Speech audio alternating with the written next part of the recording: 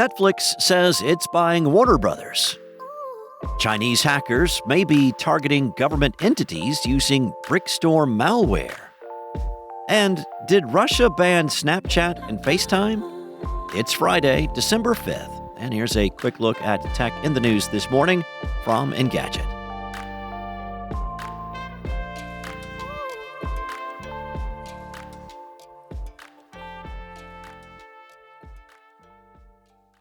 Shortly after rumors of a deal between the two media giants broke, Netflix announced it was buying Warner Brothers, HBO and HBO Max for around $82.7 billion. Now, if approved, the deal will take place after Warner Brothers has disentangled itself from both its legacy cable and Discovery assets as part of the already announced demerger. That's likely to take place in the third quarter of next year, with this new tie-up taking place at some point after that. In a statement, Netflix said it expects to maintain Warner Brothers' current operations, as well as its policy of theatrical releases for its films. But the deal may spell the end for HBO Max as its own product in the longer term, as the statement also says, by adding the deep film and TV libraries and HBO Max programming, Netflix members will have even more high-quality titles from which to choose. Naturally, the deal will see Netflix become one of the biggest players in global media, combining its global reach with some of the most recognizable names in entertainment. That includes HBO, DC Studios, Cartoon Network, and TCM, as well as the chunks of TNT not cast adrift with Discovery.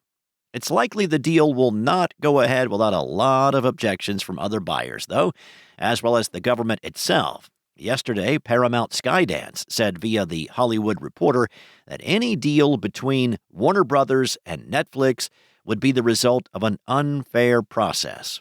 Given the close ties between Paramount's new owners and the administration, it is likely any deal will be subject to scrutiny, as well as the usual questions around the size of the combined operation. Hackers with links to China reportedly successfully infiltrated a number of unnamed government and tech entities using advanced malware.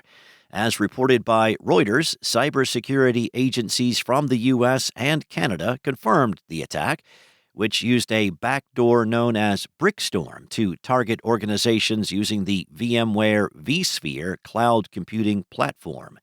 As detailed in a report published by the Canadian Centre for Cybersecurity on December 4th, PRC state-sponsored hackers maintained long-term, persistent access to an unnamed victim's internal network. After compromising the affected platform, the cyber criminals were able to steal credentials, manipulate sensitive files, and create rogue, hidden virtual machines, effectively seizing control unnoticed.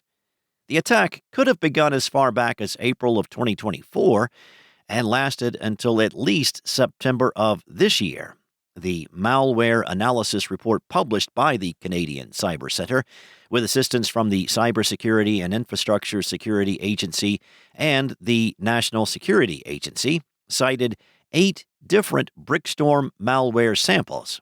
Now, it is not clear exactly how many organizations in total were either targeted or successfully penetrated.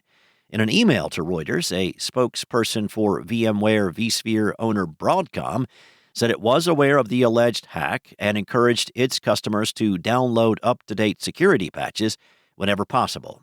In September, the Google Threat Intelligence Group published its own report on Brickstorm, in which it urged organizations to reevaluate their threat model for appliances and conduct hunt exercises against specified threat actors.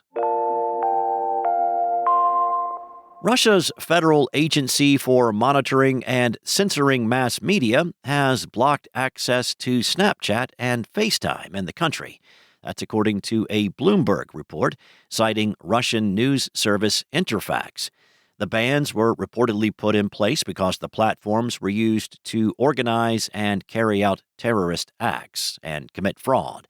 It's not clear if either service is still accessible by using a VPN, but banning Snapchat and FaceTime fits with Russia's crackdown on communication and social platforms that started after the country's invasion of Ukraine in 2022.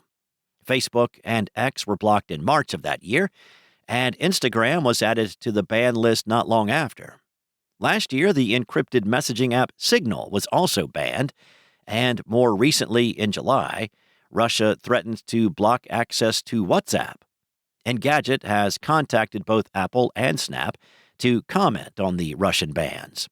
Now, banning or restricting these platforms is a way to exert control over where and how conversation happens in Russia and prevent the spread of LGBT propaganda if you believe the reasoning for banning Roblox. But it might also be an attempt to drive people to use Max, which is a state-run super app that offers services like communication, banking, and document storage.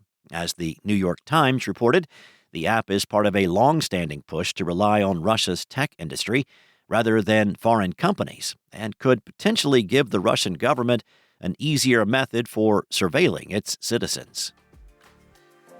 Thanks for listening. There's more tech news at Engadget.com. This episode featured journalism from Daniel Cooper, Matt Tate, and Ian Carlos Campbell, and was voiced and produced from the sound studios of Spoken Layer. Enjoy your weekend. I'll be back on Monday with more tech news from Engadget.